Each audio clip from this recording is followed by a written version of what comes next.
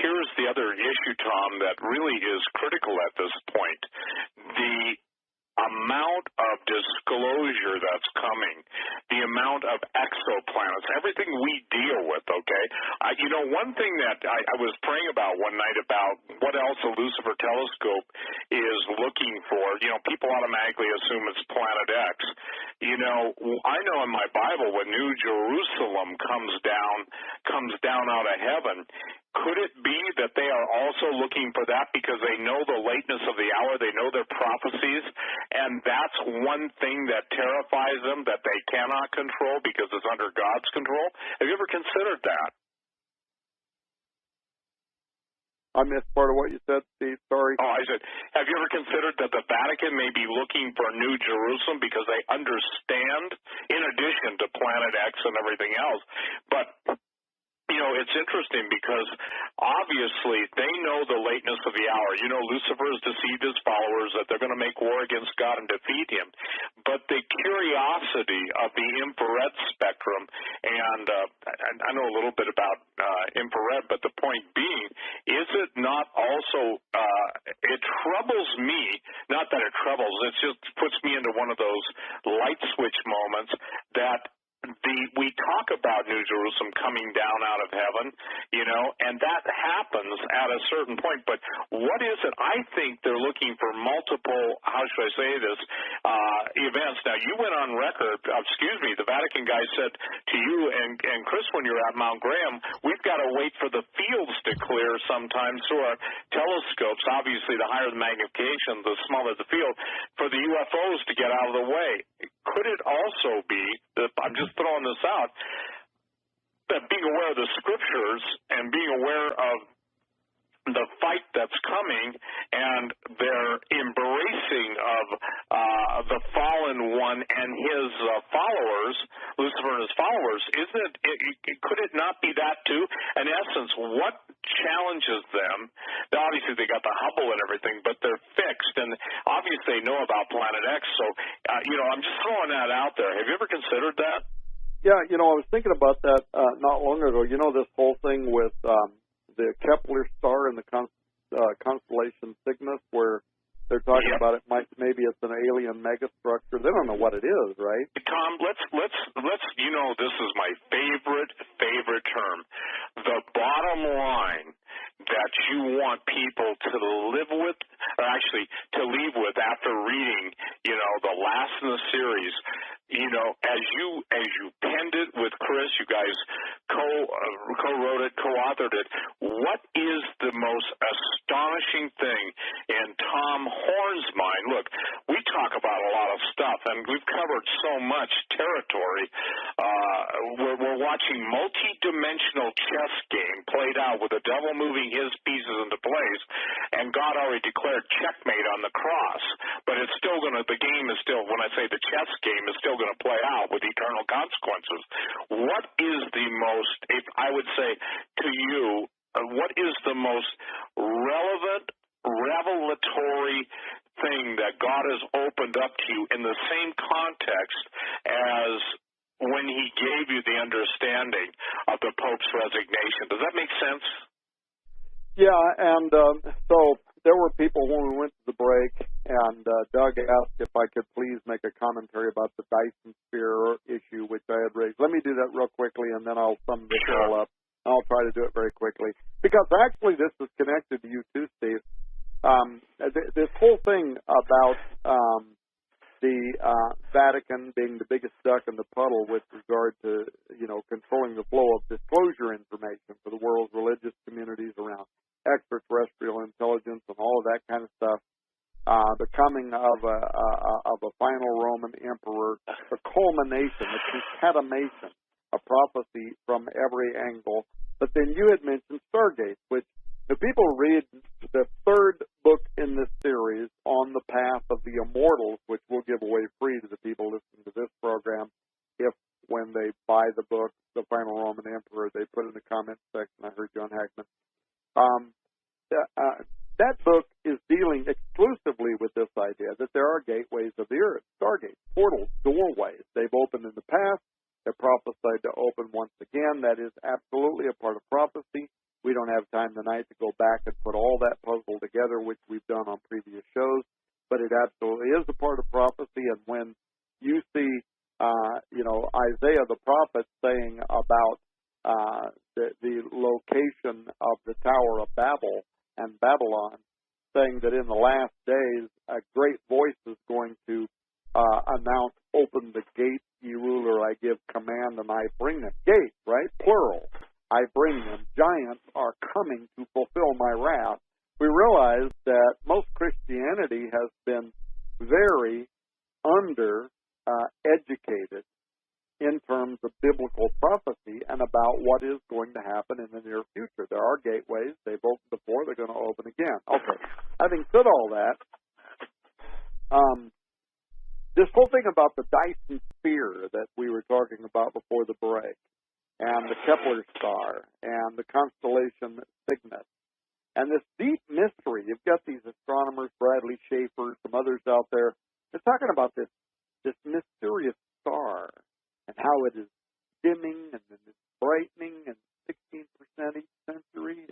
They can't figure it out at all. They've never seen anything like this in deep space. Is that, well, I'm not going to say is that the New Jerusalem. We were also talking about that. Is this something, though, that the Vatican is watching? Is it something they're observing? Some strange, bizarre activity in space? Well, for people that don't know what a Dyson sphere is,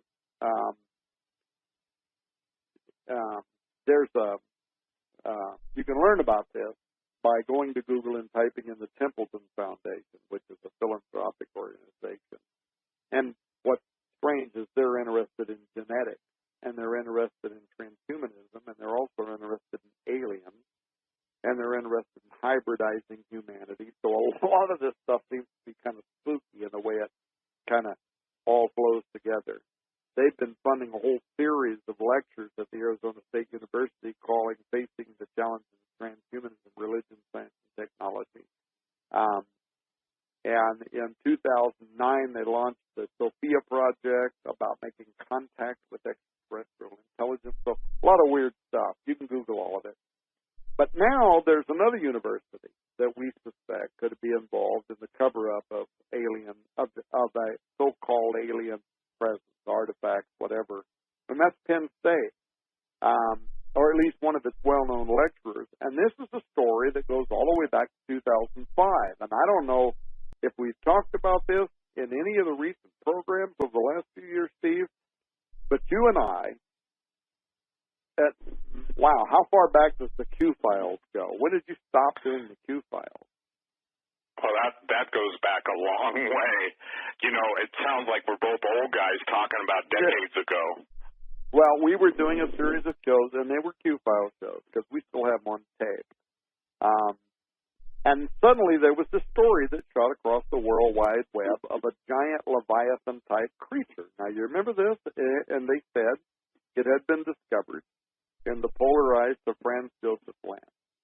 Colossal being. They described it as having horns and discs and dimension that protruded from its head. Incredible length, a body covered with a combination of fur.